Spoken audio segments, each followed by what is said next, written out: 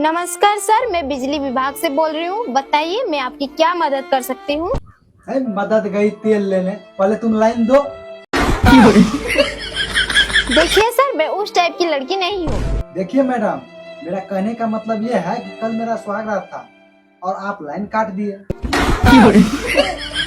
देखिए सर, ये कोई बड़ी समस्या नहीं है।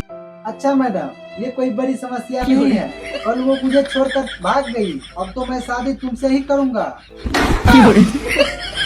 हाँ ठीक है, कर लीजिए सर, लेकिन मैं आपको 440 वोल्ट की झटका दूंगी।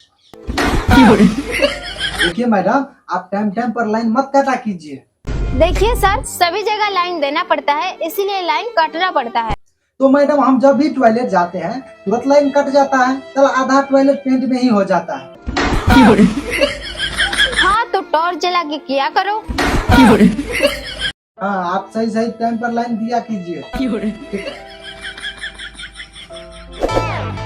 अहाँ सब वीडियो तो देखे छियै, लेकिन लाइक सब्सक्राइब तो नहीं करे छियै। यदि नीक लगैत हैत तो अहाँ सब जरूर दबा के लाइक करब।